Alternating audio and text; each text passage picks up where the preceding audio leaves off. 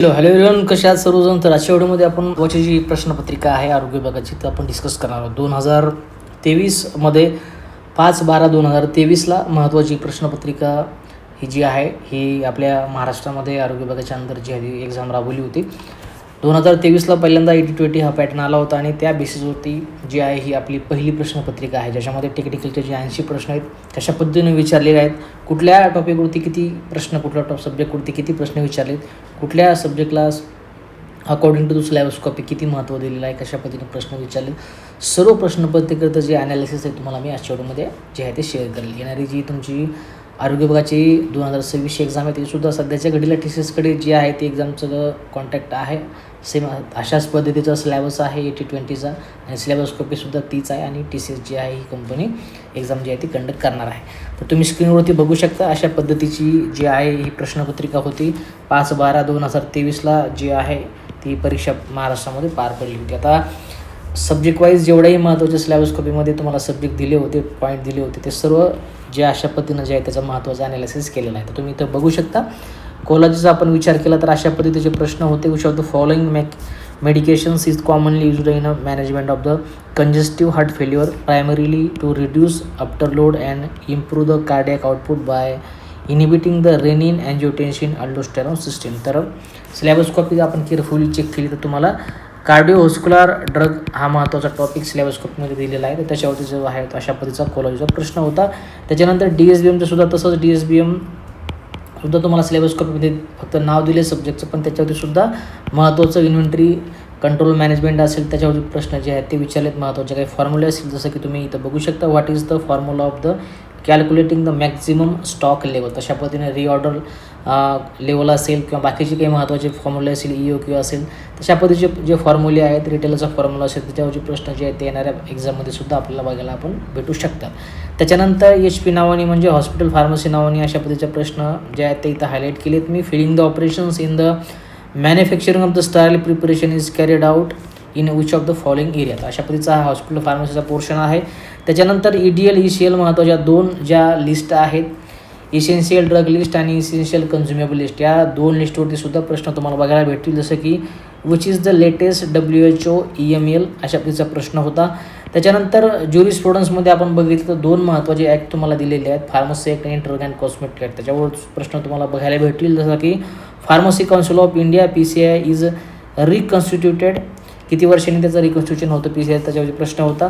तशाच पद्धतीनं खाली कोलॉजीवर तुम्हाला प्रश्न दिलेला आहे. अशा पद्धतीनं पूर्ण जे प्रश्नपत्रिका आहे त्याचं ॲनालिसिस जे आहे मला या व्हिडिओमध्ये मी केलेलं आहे आणि जेवढे प्रश्न जे आहेत ते विचारले गेले तर ते आपण व्हिडिओच्या शेवटी बघूयात. अशा पद्धतीनं इथं रेफरन्ससुद्धा दिला मी, याच्यावरती काम चालू आहे. जसं की आपण बघितलं 16 नंबरचा प्रश्न आणि जर आपण आतापर्यंत किती एक्झाम आहे तो विचारला तर जवळपास तुम्ही इथं बघू शकता. इथं पुस्तकाचं नाव दिलं मी, औषध निवारण अधिकारी.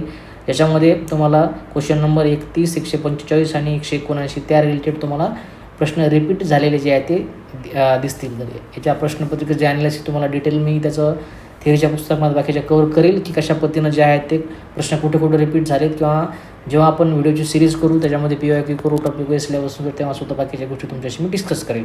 त्याच्यानंतर जे टार्गेटचं पुस्तक होतं आपलं तिथंसुद्धा अशा पद्धतीने किती प्रश्न जे आहेत ते तुम्हाला या प्रश्नाचे मॅच होतं ते सुद्धा तुम्हाला दिलेले मी. अशाच पद्धतीचे बाकीचे 80 प्रश्न तुम्ही स्क्रीनवरती बघू शकता. हे तुम्हाला इथं टॉपिक वाईज मी इथं करून दिलेले आहेत.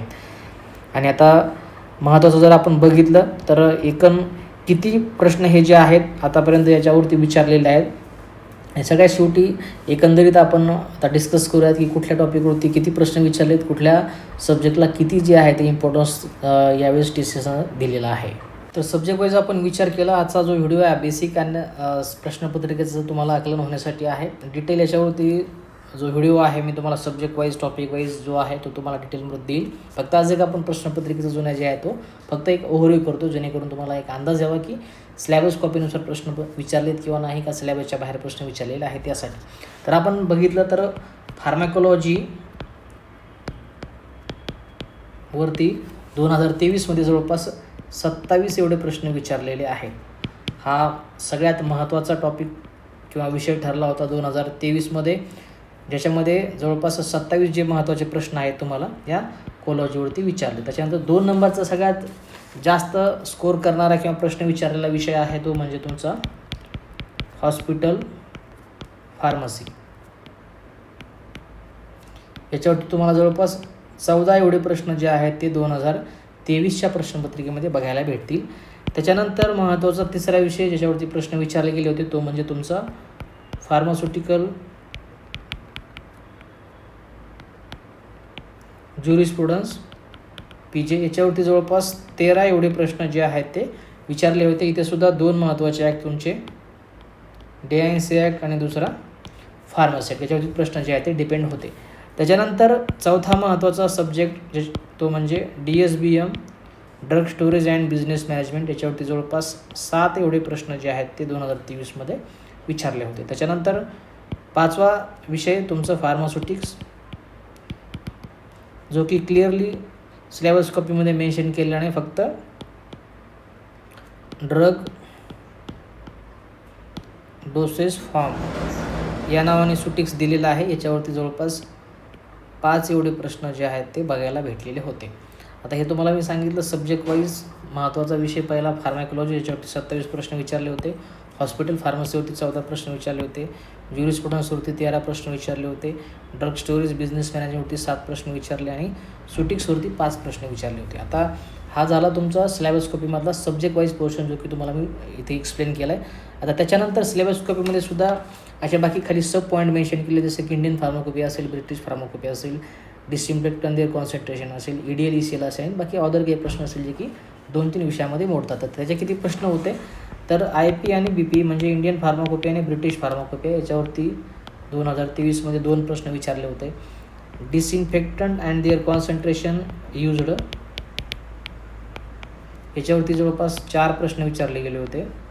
आणि EDL आणि ECL याच्यावरती 3 प्रश्न विचारले होते. तर असे वरचे सब्जेक्ट वाईज आणि हे खालचे महत्त्वाचे 3 सब टॉपिक, याच्यावरती जवळपास 75 ते 76 प्रश्न झाले टेक्निकलचे. आणि जवळपास 3 ते 4 प्रश्न असे जे होते ते की 2-3 विषयामध्ये मोडतात किंवा कॉमन प्रश्न होते. असे जवळपास 80 प्रश्न टेक्निकलचे आणि अशा पद्धतीनं जे आहे ते विचारले गेले होते. पुन्हा एकदा सांगतोय, महत्त्वाचं फार्माकोलॉजी होतं 2023ला, ज्याच्यावरती क्लासिफिकेशन बेस्ड असेल, जनरल फार्माकोलॉजी बेस्ड असेल, किंवा ज्या महत्त्वाच्या सिस्टीम होत्या तुम्हाला कार्डिओव्हास्क्युलर असेल, त्याच्यानंतर तुमची बाकीची केमोथेरपी असेल, तुमच्या रोल ऑफ अँटीबायोटिक्स असेल, त्याच्यानंतर सिडिटी हिप्नॉटिक्स असतील, न्यूरो असेल, सायको असेल, या सर्व सिस्टीमवरती असे ओव्हरऑल जवळपास 27 एवढे प्रश्न तुम्हाला फार्माकोलॉजीवरती 2023मध्ये जे आहे ते विचारले होते. त्याच्यानंतर हॉस्पिटल फार्मसी हा सुद्धा डिप्लोमाचा बेसिक सब्जेक्ट आहे. हॉस्पिटल फार्मसी आणि कम्युनिटी फार्मसी याच्यामध्ये मग तुमचा रोल ऑफ हॉस्पिटल फार्मसीसुद्धा येईल आणि बाकीचे किती बेडसाठी किती फार्मसिस्ट आहेत, महत्त्वाच्या जॉब रिस्पॉन्सिबिलिटी काय आहेत आणि बाकीच्या काही गोष्टी त्याच्यामध्ये स्टरलायसनसुद्धा येतं.